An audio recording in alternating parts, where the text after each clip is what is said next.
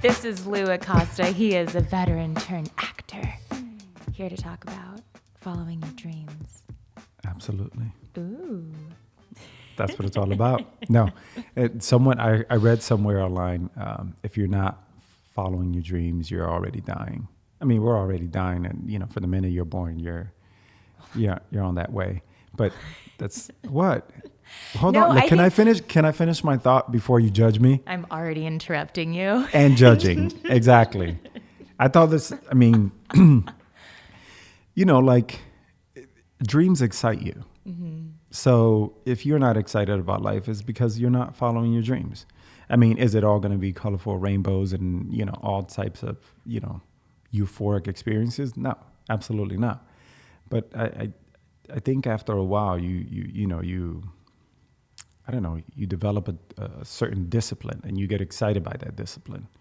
A lot of people are like, oh, you're so rigid. How could it be fun if you're so disciplined? But it's totally the opposite, So yeah, I'm not trying to go on a tangent. So go ahead. No. Well, we can go wherever we want. Yeah. But actually, this reminded me because I just finished listening to McConaughey's book Greenlight. Yes. And in it, he talks about how in order to have freedom, you have to have boundaries. He's like, you need to create boundaries so that within those boundaries, you can live completely free, like creatively or expressively or however. And that's like totally what it is.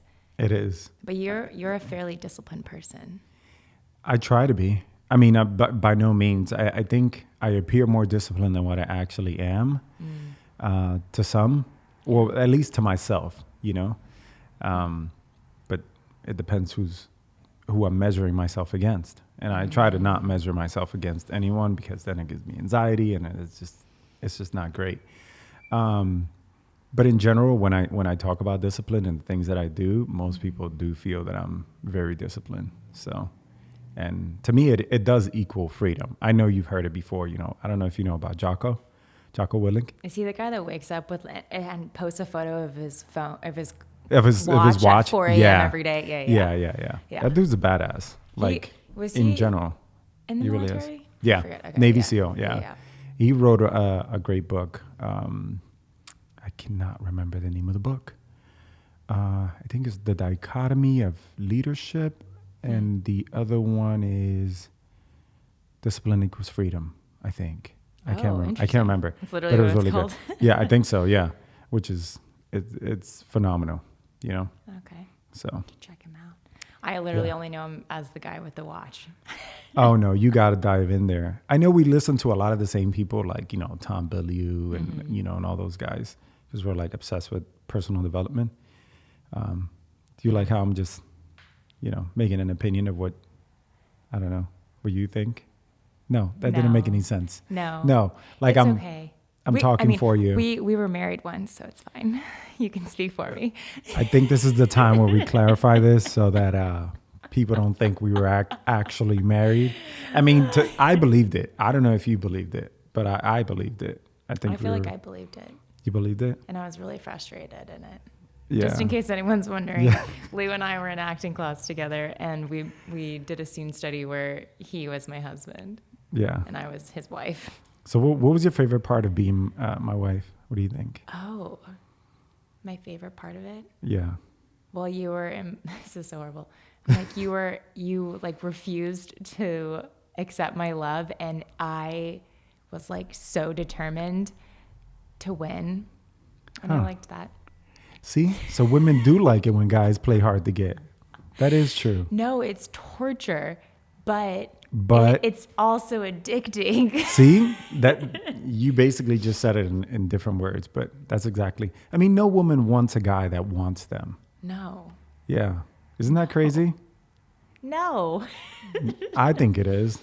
I think that some women do. Some women do what? Yeah, women that are healthy probably do. They do what? Say it. They want to be with a man that loves them. Yeah, but it doesn't mean that you can't love them. It just means you can't just drool over them. That's what I'm saying.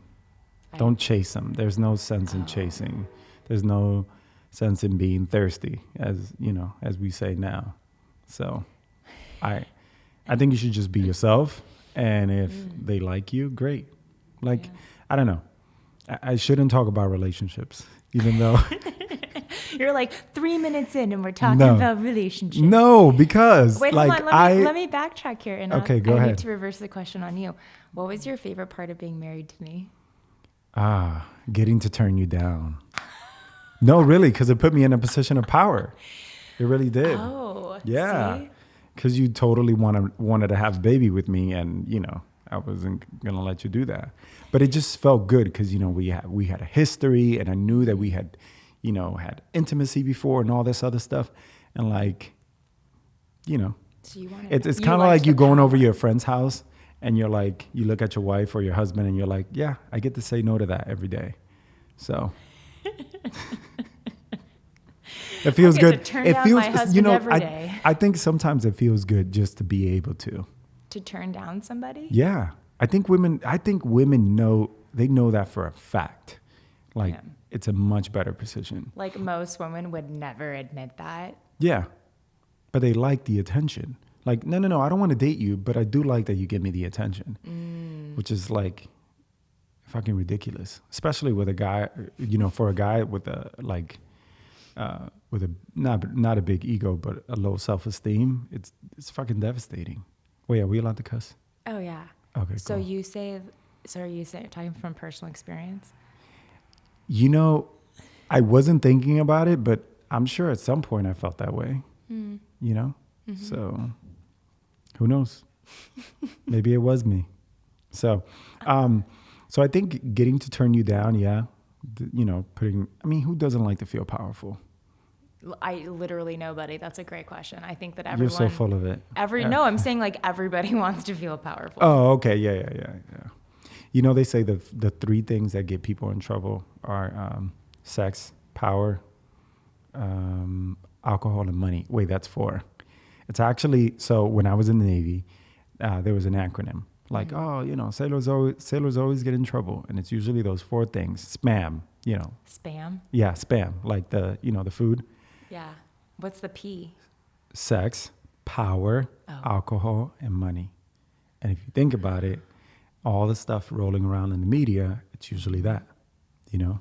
Or if you just look at sex, usually the other 3 are involved in it. Maybe not always money, but. Right. But no. But No, but no, in no, no. some ways But it it is. is. It is. Anything worth doing an investigation on or anything sketchy or whatever, what do they say? Follow the money. As soon as you follow the money, you find a trail. Because people are motivated by money. Everybody wants it. And whoever says they don't want it, they're full of shit. Or they already have it, you know, so. Why do you think that is? Why do I think what? What do I think Everyone wants money. Because it represents freedom for them. Until they have it, and then they realize that it's not just that. It's just a resource. It's not really freedom. Freedom, it's all within, you know? Like, and I don't want to go down a rabbit hole because I'm just not that well versed in it to go down that rabbit hole, but I really do think everything, you know, true happiness is, you know, it's within. So, but like I said, not in a bank account. no, but by no means am I saying that you shouldn't go after money. You should. I think you should, because it gives you resources. You know, part of my big dream is to change my family legacy, and that's going to require some funds. Yeah. So, you know. Yeah. So I guess what is your dream? What is my dream? Yeah. So let's see. How do I articulate it well? So I come from the Dominican Republic, and we didn't have much when we were in the Dominican Republic. So, and some of my family is still there. Go ahead. I was gonna say I had no idea that English wasn't your first language until you told me. Is it a compliment? Are you sending me a compliment? Well, Are you saying I my think English is so good that you can't tell I have an accent? Is that what you're saying? Yeah, that's what I was trying to. I was trying to say something nice. Jesus, you refused to receive it. Yeah, no, literally, I didn't know that until you were like dissecting the script, and you were like, I don't know what this word means. And then I was being an asshole, and you're like, no, I don't know English. But I have that problem with, well, not problem. I guess with myself, there's certain language barriers that I have within, and some words that I can't pronounce all that well. And I think it has to do with that because I came to the States when I was 9. And then, sometimes people are able to pick up my accent and they're like, you're from somewhere, or, or they've just been around Dominicans or whatever. So they know. So they can tell. Okay, so go back. But back to the dream. Yes. I knew you were going to go back there. So my dream is to change my family legacy, right? To help them go after their dreams, their goals, and, just facilitate that, not just through money, but through, create a culture of, family members that go to school, expand themselves, believe in themselves, and all of that, that we're not just our situation or our environment, And so that requires, to me, it requires me being self-made and, and getting there to show them that it's possible, and then reaching back and helping one at a time or whoever I can, maybe about a year ago, my dream was almost not completely different, but, I wanted to reach out to everybody and just help everyone out. But I don't think that's realistic because it requires a certain mindset. What, something cool that someone said, if you give the money, if you spread all the wealth of the world and distribute it amongst everyone, it will soon end up back in the same pockets. Interesting. Because it's a discipline. It's not how much you have, it's what you do with it, right? Totally. Have you ever noticed someone that makes less money than you and has way more money? No. Yeah, that's a thing. I'm like, I am a frugal motherfucker. Well, that's good. That's why you haven't bought that one wheel, right? No. I know. Exactly I can't get myself to justify it either. I know, it's like and $2,000. And I it's so funny because the other day my brother sends me a message, and financially we were very different people. And he's like, he was debating between one of those electric skateboards and a one wheel. And within 24 hours, he had made a decision that he was going to buy a skateboard. And I'm like, I've been debating buying a one wheel for literally 6 months. Yeah. So. So which one did he get? Do you know? No, he got the electric skateboard. Oh, okay. Do you know which one? I used to have an electric skateboard. Oh, no. Okay, so that is your dream. Right. And it's not the full thing. I don't know. I'm still sort of I don't know if the right word is expanding it or making it clearer or just, I'm just going, really. Yeah. And I feel like that's the life's biggest hack. Just go. Never stop. Never stop. No, seriously, never stop. And just, you figure it out as you go. The path just becomes clearer. You gain more confidence. You gain traction. More opportunities come forward. Is it going to be difficult? Absolutely. But you just keep going. That's it. I think life is just a big head game. Oh, totally. That's all it is. But I wish I remember that, at every intersection or every obstacle that I come across or whatever, that I remember that it's all a game and to just keep moving. But sometimes you want to sulk in your own sorrows and your own self-pity and whatever the hell you want to call it. Yeah.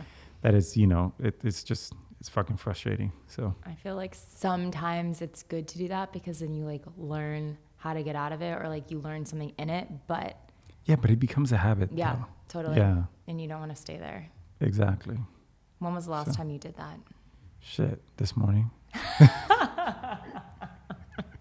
No, so now, 10 minutes so ago. no, so get this. So before it used to be a whole day where I would get in these slumps. Now they last maybe 15, 20 minutes because immediately I think that I'm supposed to hear that. Immediately I think I have to move. That's it. I have to move. And so I'm already wired. I rewired myself to consistently put myself in a self-aware state.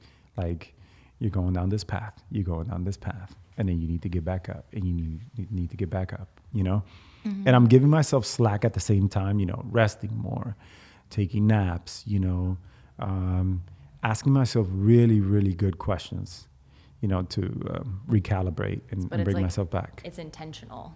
Oh, totally. Yeah. You have to be. Yeah. With anything that you do. I think you absolutely have to be intentional. The more clearer you get, the better it is. Yeah. I think we should all take acting classes. I think acting. Oh my gosh. Acting class is what what we did at acting studio SD was what changed a lot of my perceptions. To do the inner work. Oh, on yourself. Yes. Yeah. Yeah. It's so crazy. You're like, I don't have time for anybody else but myself because I'm such a mess to unpack that like, I'm sorry, Yeah. No, don't apologize. I don't know why you would apologize for that. No. I'm not apologizing to you. I'm just saying to the world, I guess, for not paying them that much attention. Oh, yeah. No, I think that for me, acting class, I think that it teaches you a lot about your emotional intelligence. Like you become I was always highly aware of other people's emotions, but I was never really, I struggled with my own emotions and like recognizing that they existed. And so going into that class where you're like, what am I feeling right now? Yeah. What am I going through? Why is this happening? Why? And then you're like, like you're saying, like unraveling everything. And Yes. it's just, I feel like I see people from a completely different perspective now. And I can read people better, including myself. Like I personally just recognize my emotions so much faster. So you're able to make better decisions, right? Yes. Because of it. Yeah. Yeah. And I think that I've been in this process of, I think I'm like in the phase now where it's like I can actually acknowledge that these are things that are happening, or like this is a decision, and now it's like now I need to act on it. Whereas before I wasn't even aware of it. Exactly. We were zombies. Yes. Yeah. And I don't think I'm better than anyone else because of it, but we're Your also life is at the same time more empathetic too. Like way more empathetic, and it really, also revealed like how weird you are and what kind of things you judge. And, like, are you homophobic? Are you this? Are you that? Like all those sorts of things. Yeah. Yeah. So.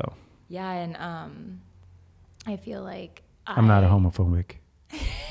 Wanted to clarify that. Well, and it teaches you what people think about you.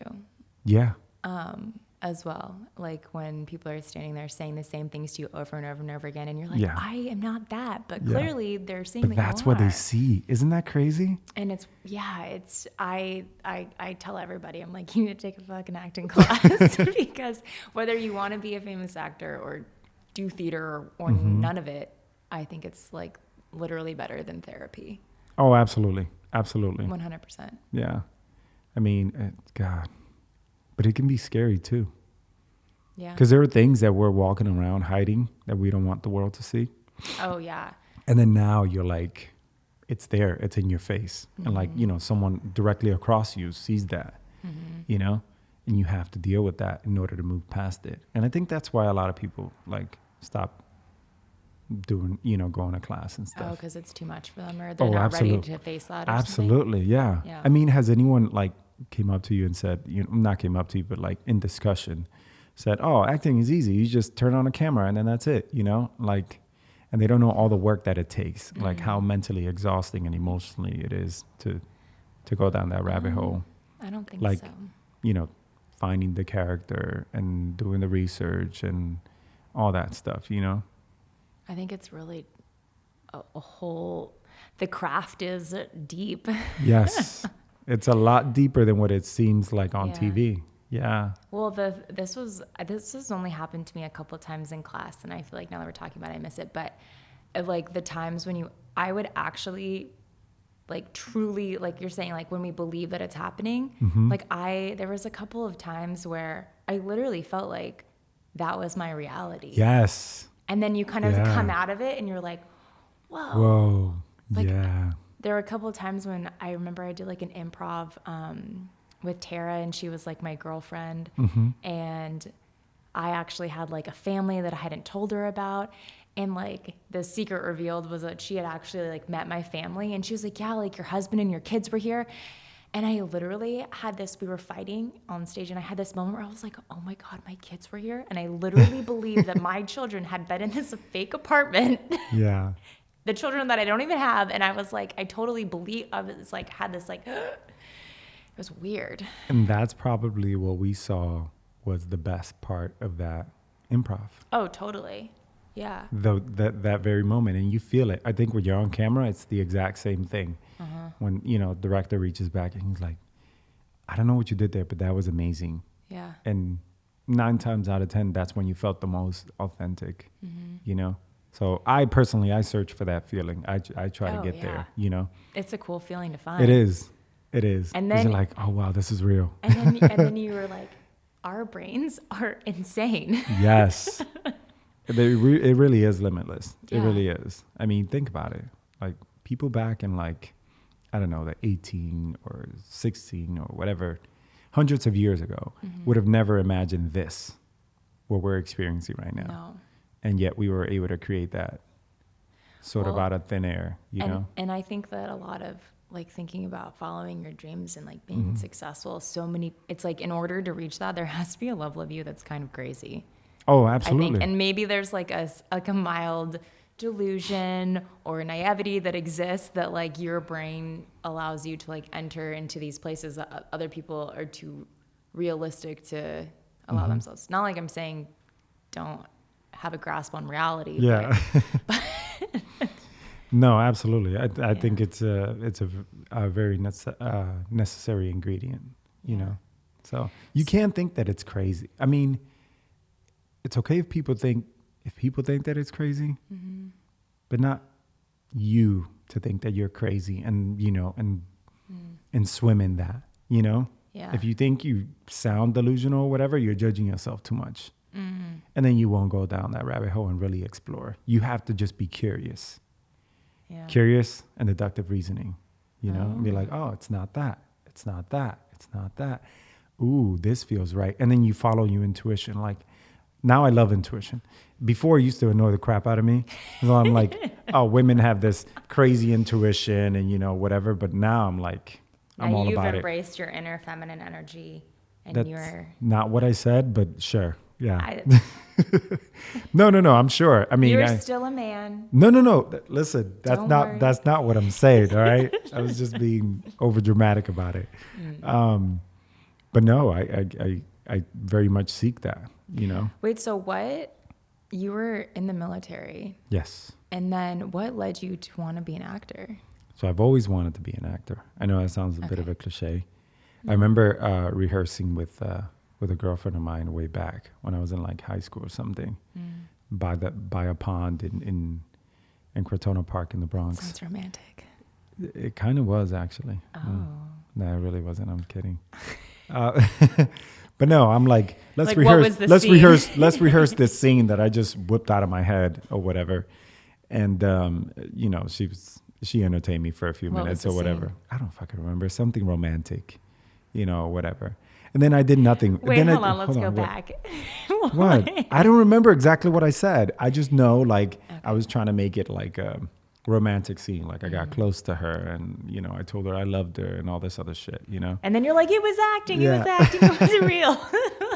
No, it literally lasted like 20 seconds or whatever. She just thought it was funny or whatever. Okay. But anyways, so when I was 13, I was mowing the lawn. I was staying with my uncle in Pennsylvania. And I told him I wanted to be an actor because I used to watch the Disney Channel like religiously and whatever. And he told me I had to be you know, in Hollywood, and they struggle a lot, and they usually start as kids, you know, like super young and all this other stuff. So he basically discouraged me to do something else. He probably just wanted me to be a baseball player, like every dad wants, every Dominican dad wants, you know. So then I was at a train station, and a lady approached me to model, and then I did that, and then I didn't have the funds for the portfolio, so I left that alone.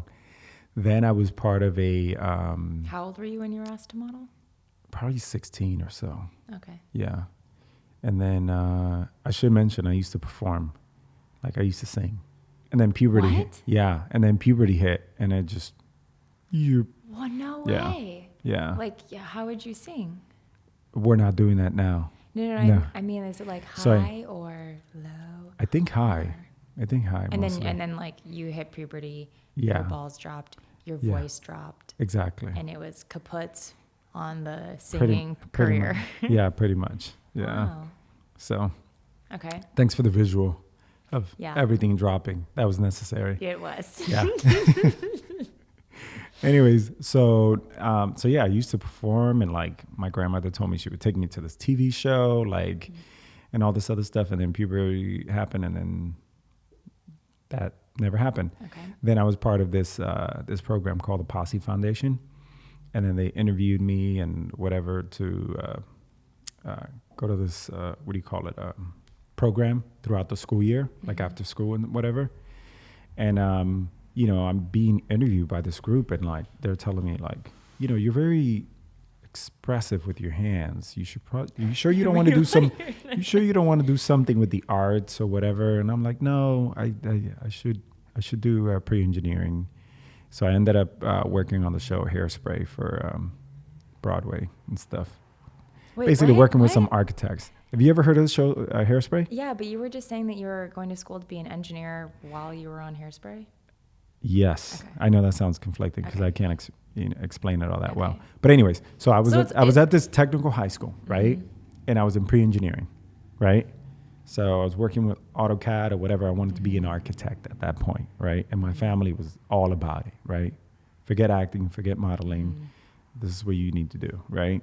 Put your pretty face behind a computer. Exactly. So just like that. That's exactly how they said it. No, so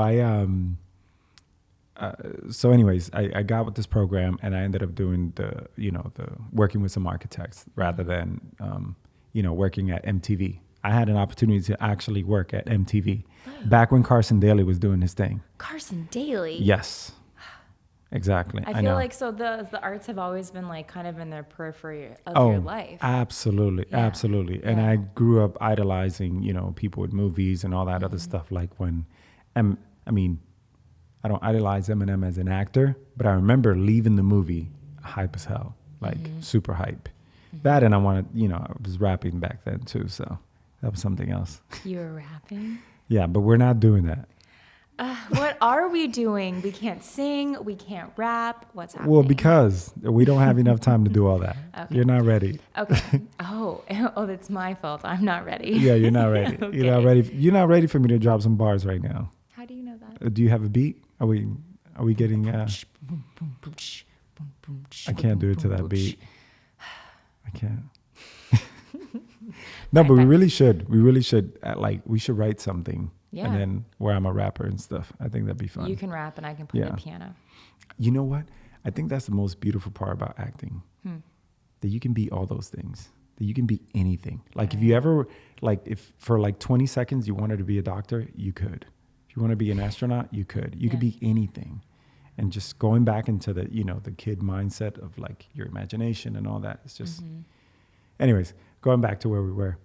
So yes, I always knew I wanted to be You're an actor. You're taking us on a 20-minute story to tell us how you became an actor. Yeah. I'm sorry. I'm gonna wrap it up. I'm No. gonna wrap it up.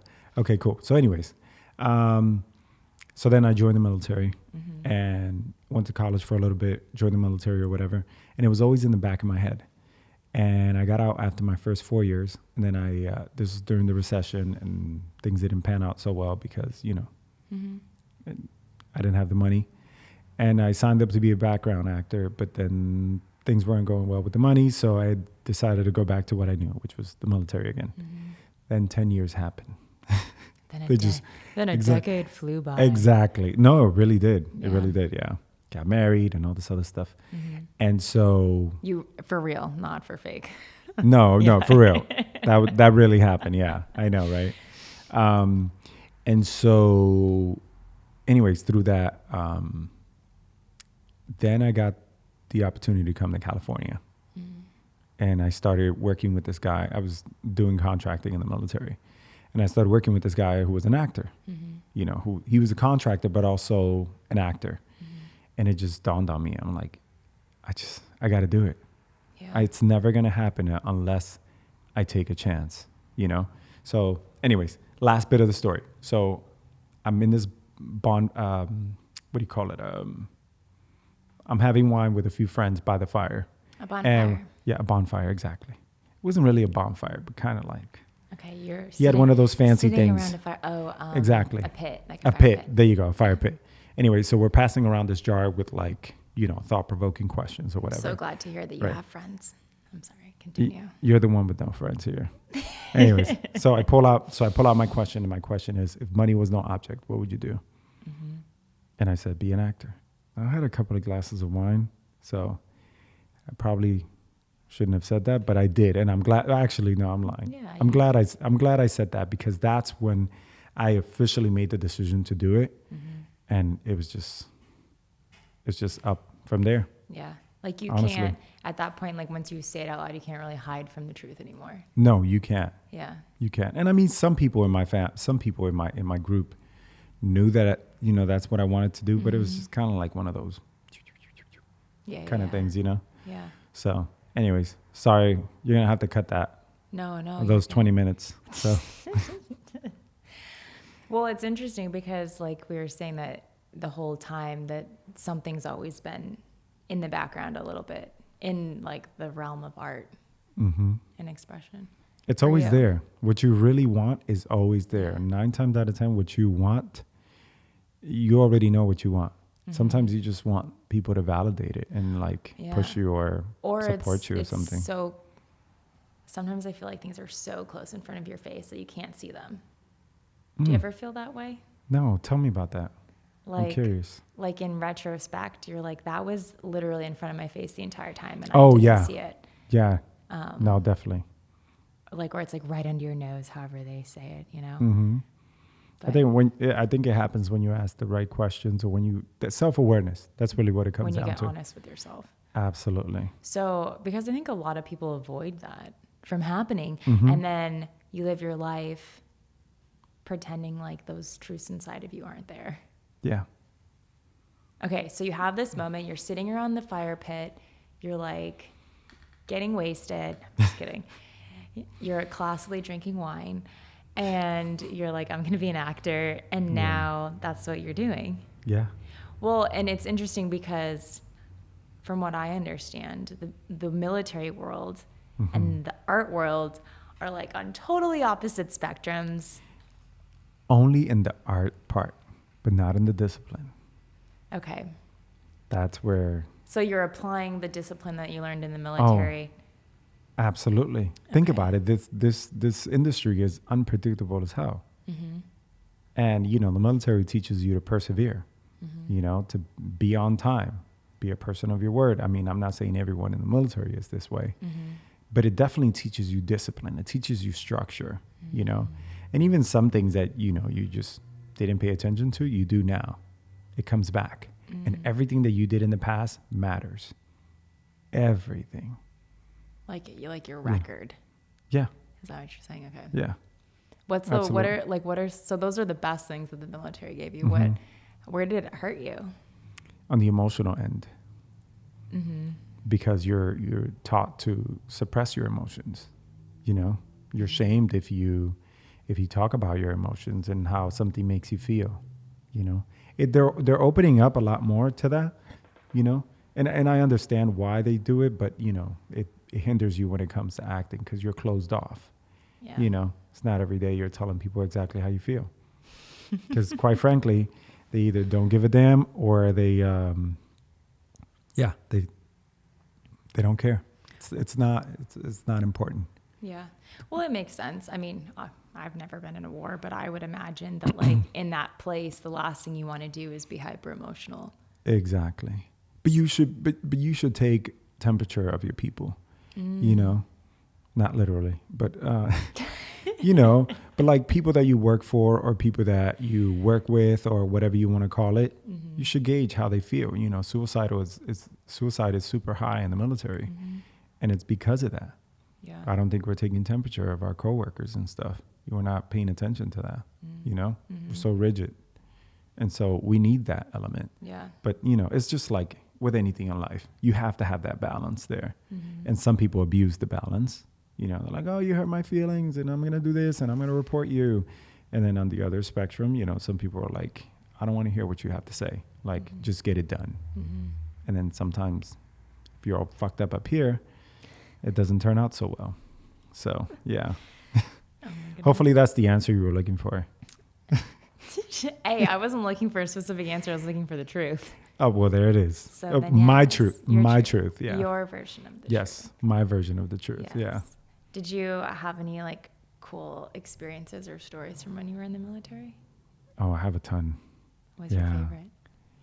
I don't know that I have a favorite. Or most memorable? I think traveling. I know that's kind of broad, but like just being able to travel to Europe, you know, and feeling like you're part of something, you know, something greater than yourself. Yeah. You know, coming from Dominican Republic, where I went back a few months ago, maybe back in September, and I had one of those, I guess, an epiphany or whatever, one of those moments where I'm like, I could have stayed here my whole life, and I would have never experienced all the stuff that I experienced. So I compare myself to them, not in a hierarchical kind of way, but like, damn, I've had quite a life compared to them, you know? I should be thankful for that. But it's so crazy because the more you climb, the more you get accustomed to that, and to you it's the norm. So you compare yourself to other people that like somebody that owns an island or someone that's accomplished so much more in this realm or whatever. But compared to where I came from, I feel like a fucking superstar. Yeah. You know? Yeah. I wish I thought of that more often. Oh. I'm a fucking superstar. Well, Yeah. and I think that comparing yourself to other people is a slippery slope, because I find myself sometimes I'll look at someone that's really successful and then I'll be really unmotivated or like be like, oh, like I have done nothing, I'm getting nowhere, but like really hard on myself. And then sometimes I look at someone who's equally as successful as that person or more so, and I find them so inspiring. Yeah. And I'm like trying to figure out why that is for different people, but it's like, how do you navigate that? Just never compare yourself to anybody? I don't know. I mean, I think you should look at people and just find something that inspires you about them, you know, and ask yourself, why do you compare yourself? Why do you feel less? What is it about you that makes you feel less? Because it's often something that you're insecure about or something that you're not taking action on that you feel like you should, you know? And you know, they say you should compare yourself to your yesterday. Yeah. That, you know, but that's tough considering all the stuff that's in your face, you know, and all these things that people are doing. It's just, now it's in our face. 20, 30 years ago, it wasn't. You heard about one or two stories in the newspaper every now and then. Now we know Elon Musk is the richest person in the world. Is he? Did he surpass Bill Yeah. Gates? Yeah. Wow. And Bezos. Yeah. Oh, wow. Yeah. That's So wild. I know. He probably doesn't even give a damn about that. No. Which is crazy. Yeah. I think that people in that place with that amount of wealth, well, they're living in a different world in a sense, but I think that when you don't have to worry about meeting a lot of needs, that it just becomes superfluous or something like that. Exactly. Yeah. Yeah. I think you stop caring.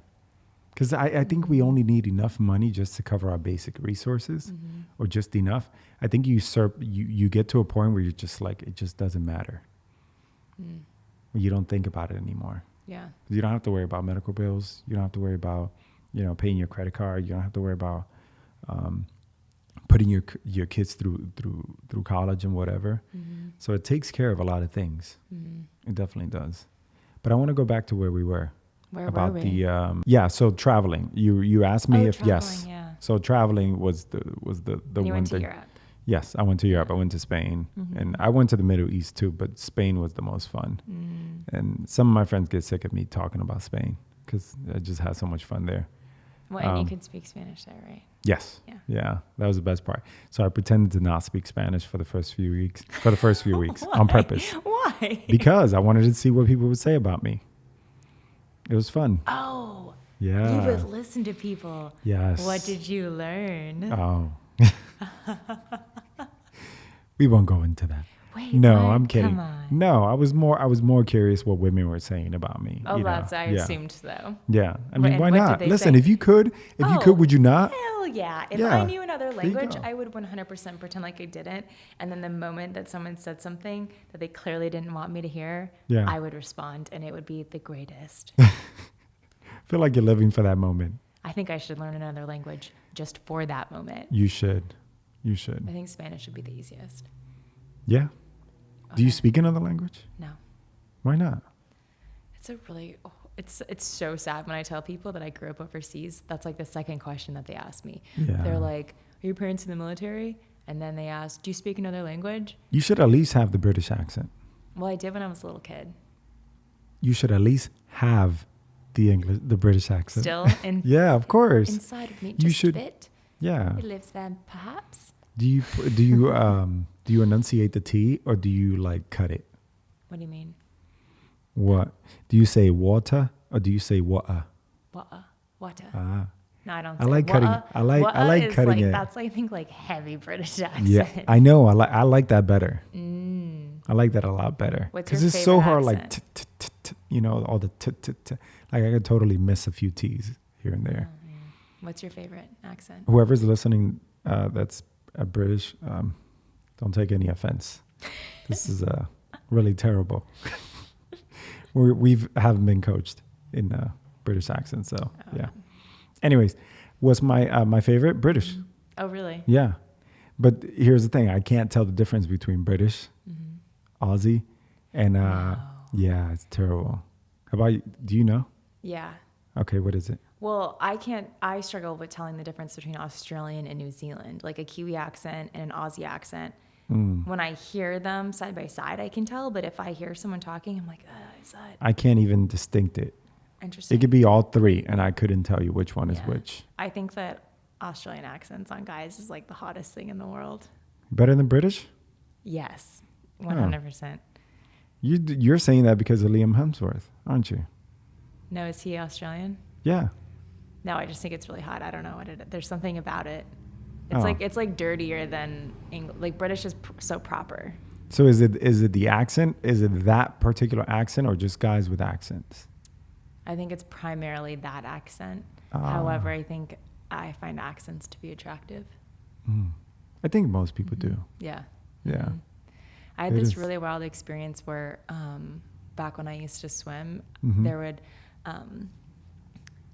I like in between prelims and finals there was masseuses that you could see sometimes at meets, and I remember I went and saw a masseuse and she was blind, and it was the wildest thing. And it was at like an international thing, and she heard this guy's accent, and he like was British or something, I forget. He had an accent, and she was like, oh man, like I love accents so much.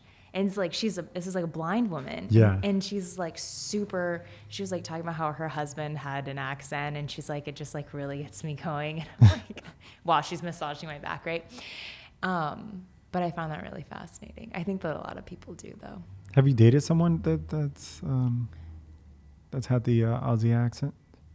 No. No? Damn. Yeah. Sounds like you got that on your list. I need to find someone. Yeah. Or whoever you're dating, just tell them to learn it or something, you know. I think that would be beneficial. Yeah. Okay.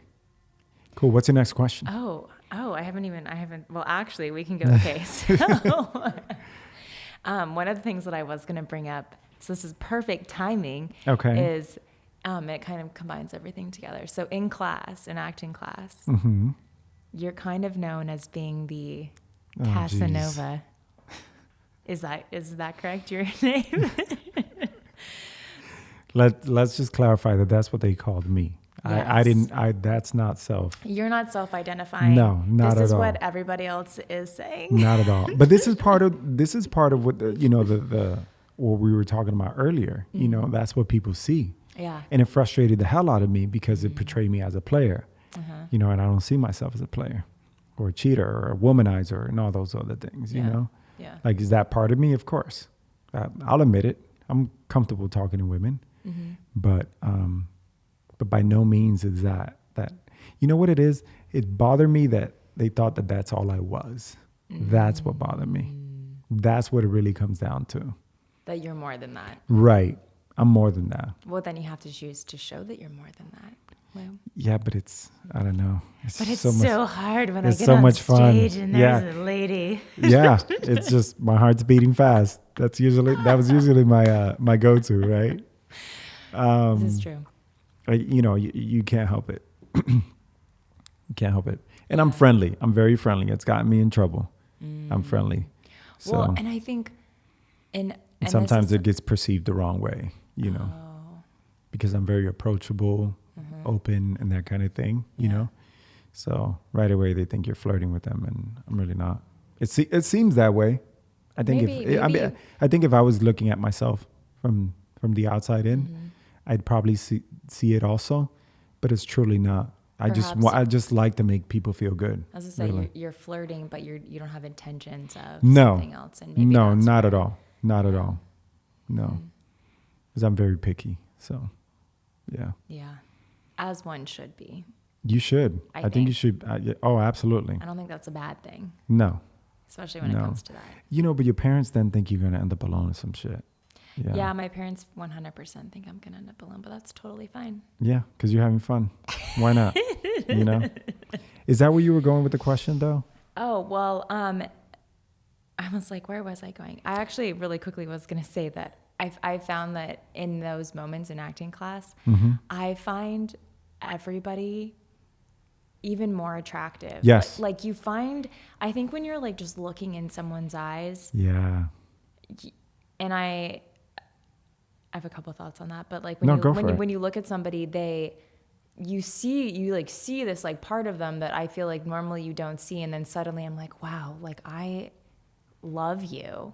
Yeah. Or like, wow, like I want to. Because you don't go around face with you right now. Because you don't go around looking into people's eyes. I think if you had those genuine moments, you'd have that connection with more people. I'm not saying you're gonna want to kiss everybody in the street. Just maybe you. But maybe a few. You know.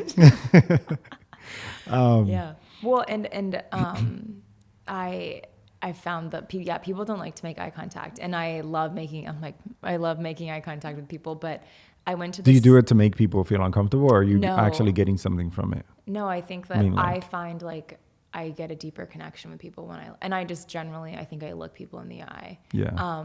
But now I'm like looking. For anyone listening, she's staring at me. And then I'm like, now I'm looking down. Yeah. But no, I remember I went to this event called Creative Mornings. They have them virtually now, but it was this thing down at the San Diego Library. Yeah. And someone had like an introductory thing where they had to stand up and turn to a stranger and look them in the eyes for 30 seconds, not long. And I partnered up with this woman, and she had like the most beautiful blue eyes. And I just like Teresa. Have you seen Teresa's? No, Teresa? she has blue eyes, but I don't think they're I've like ever... ocean blue. They're fucking gorgeous. They're really beautiful. Yeah. You're like, hello, Teresa. So I like turned towards Teresa Hunt. So I turned towards this woman, and immediately I'm just like eye contact, and she was squirming and super uncomfortable, and I was just like trying to like calm myself to like calm her, because I could tell she was getting really uncomfortable. Yeah. And like she started tearing up because she was getting so uncomfortable, and I was just looking at her. And then after like the minute or 30 seconds had gone by, and then they like had us like hug, she was like, that was really difficult for me. And she was like, you have such beautiful eyes, blah, blah, blah. And I'm like, oh my God. But it was wild to like recognize the difference between like having done this over and over and over again, like how easy it felt for me, and like watching this woman like in so much discomfort, because she probably never looks like one, like, and then it makes you think, now I'm going on a rant, but it's like, it's how fine. long have you looking in your parents' eyes, or looking in your partner's eyes, or looking in like your best friend? Like how often do you and your best friend like make serious eye contact? You know, I never thought of that. I've always thought of strangers, but I never thought. Now I'm really trying to think. When was the last time I looked into my dad's eyes, or my mom, or my brothers? Like really, really looked deep in there, like really curious. Like, what are you thinking about? Yeah. You know. Like that type of curiosity. Like, do we have that connection with family? Here we are trying to make that connection with random strangers in class, and like, you know, through life or whatever, but we don't. So thank you for that. Yeah. Now I'm going to go home and stare at my dad and my mom. It's like, we're just staring at each other. No big deal. Yeah. But back to, the question about you being a Casanova. Yes. I was going to ask about how you were talking about being very picky, and I'm just curious as to what your approach is in the dating world. Because I know that that's something that you've said that your friends come to you for. You may or may not be a So I dating have this guru. theory. No, I'm by no means. Trust me, by no means am I a dating guru. No. So I have this theory about the 3 lives: your life, my life, and our life, right? And I think everyone should come to a relationship with that. You know, your own friends, your own ends, your own everything, and then, you know, so you go home, you go out into the street, into the world, or whatever, and you have everything of your own, right? I do the same thing, and then we coexist together in a home or where we meet or whatever, and we discuss that, you know? So where you're not so dependent on me, you know, and I'm not dependent on you. Take care of you for me, and I take care of myself for you, basically. Yeah. You know, instead of just you scratch my back and I scratch yours. What happens with that is you don't get your back scratched, you know? No, I'm serious. Yeah. Because most people are takers. Yeah. They're not giving. So that's my theory behind, you know, the whole dating thing. And really, I know it sounds like a bit of a cliche, but really be yourself. Don't try to get with someone. Just the trying should be to try to keep that person. And that's a difficult thing. I struggle with that part. The what part? Keeping the other person? Or keeping the person. Like being, once you're in the relationship. Yeah. Why do you think that is? Oh, I have no idea. I'm still trying to discover that. I haven't had a long relationship, so, you know. But I dated. I think I'm good at dating, you know. You're like, as in the short term, like I'm a phenomenal short term dater. If you ever want to date someone for a few months, I'm the guy. No, no, because, you know, I'm fun, adventurous, and all those sort of things. But, you know, staying in a relationship requires it requires commitment. It requires you knowing exactly what you want and expressing that. And sometimes, you know, you don't want to hurt the person's feelings, so you're not necessarily open, or maybe you give too much at the beginning, and then you get back to being your normal self, and it's not quite the same. And they're like, you know, it's just like. And then they're like, wait, what? That's not forever? Right. Yeah. So I'm still trying to figure that out. I don't think I'm mature enough. I had to come to terms with that. That I don't think I'm that. I haven't reached that level of maturity yet, where I understand that, you know, that long-term commitment type of life. You know, so.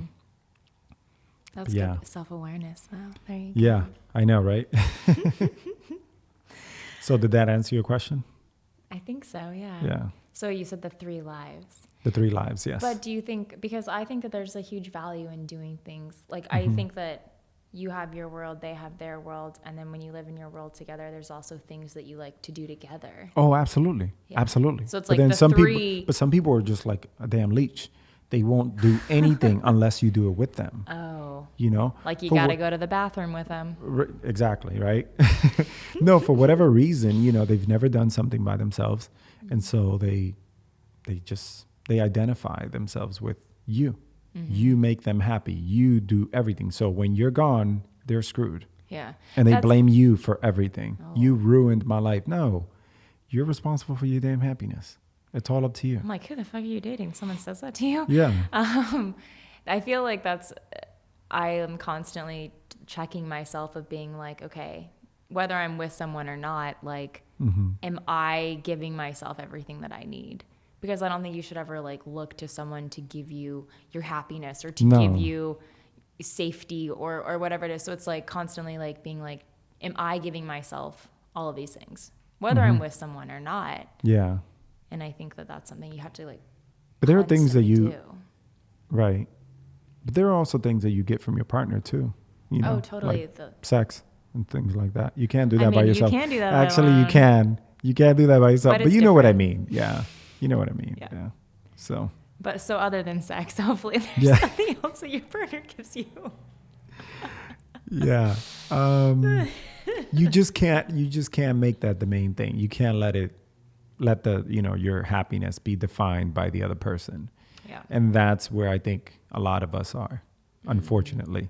And we do that not just with relationships. We do that with jobs. We do that with money. Yeah. We have this attachment to the outside world that we identify with. And once one of those things are out of order, then our life is a wreck. Yeah. When really we should look deep inside. And I'm not going into this whole spiritual journey kind of thing, and you should be happy inside no matter what and all the time. No, it's a thing you navigate, you know. Yeah. You reach back and you find comfort in some of your resources and whatever, but at the end of the day, start from here, you know, from inside.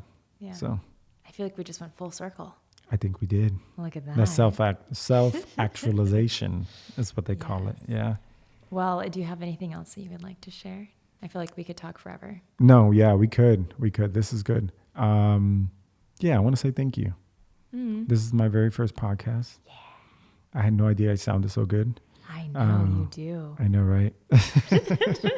You know, my music teacher in the 5th grade told me I should do radio because my voice. I had puberty in the Did I hit puberty in the 5th grade? That's so crazy. No, it might have been the 6th or the 7th grade. But anyway, the point is, yeah, she told me I have a radio voice. So. You do have a radio voice. Now that I've sat here and listened to it. I feel like I should have done all the talking then. No, I'm kidding. So yeah, that's what I want to say. I think this is the type of discussions that we should be having, just in everything, even with everything going on in the world. Yeah. Like really sitting across your friend, your family member, your whoever, you know, and really do a deep dive into it. Yeah. Rather than, you know, separate and be so radical to the right, radical to the left, and if you're not this, if you're not that, and I'm gonna unfriend you and all this other crazy stuff. Like it's just not. I don't think it's progressive. Mm-hmm. You know. So. I think at the end of the day, we're all people. Right. Yes. Like those crazy people that stormed the Capitol. They're people. As crazy as it sounds. And I think that's what acting teaches you. And I know I'm not doing this conversation justice because I know some people might think I'm crazy. Like, oh, what are you saying? You support them? No, I'm not saying that it shouldn't be a this or that kind of thing. You know? Yeah. Seek to understand why people do what they do, and you'll see. Yeah. Well, it's like they say in class that it's like good people do bad things all the time and justify it. And you just have to basically find the pain in the person to figure out why they're doing what they're doing. Absolutely. In order to connect with them. So the bad guy doesn't think he's bad. Yeah. At all. Because he's probably doing something bad because he was hurt and thinks that that's the way to fix it. Absolutely. Yeah. Hurting people hurt people. That's Ooh, a thing. look at that. That's a thing. Yeah. By the way, Lou, you are full of the quotes, I feel like, all the time. I know. I'm a quote book. Sorry. Well, okay. So I have one final question for you. Oh, shit. Who wears your pants? Who wears my pants? I wear my damn pants. All right. All the time. I love that. Because I think you should be in charge of your life. So that's what it is. And I don't mean to sound like a quote book. I don't know. I'm always looking for mantras and mottos and things to live by, something to make right. Something that, you know, I think of words as utility, you know, it has to give me some kind of use. Nice. So. Okay, so if anybody wants to find you, like to date you for a few months or to hire you for acting, where? I don't think anybody wants to date anybody for a few months. Actually, no. I think some people do want to do that.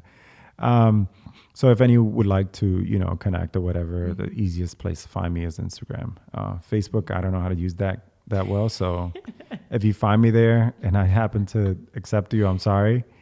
So yeah, I finally figured out how to like when someone tags you, like how to add it to your wall, whatever. I don't even know how to do that. Yeah. I feel like Facebook is for my parents at this point. I think it is. Yeah. So So it's Instagram is @_ Lou Acosta _ Look at you. That's it. Thank you. Thank so you. Much for being here. Yeah. We finally did it. I know, right? Thank you so much for tuning in to this week's episode of Who Wears Your Pants.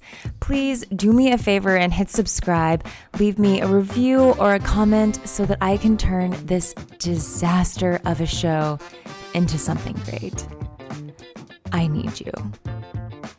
No, seriously, I do. And if you're feeling really invigorated, whatever. Check out my corner of the interwebs at kirstentrammell.com, or let's get really social on the gram at Kirsten__Trammell, because as a ginger, I need all the friends I can get. Peace and love, my homies. I will see you next time.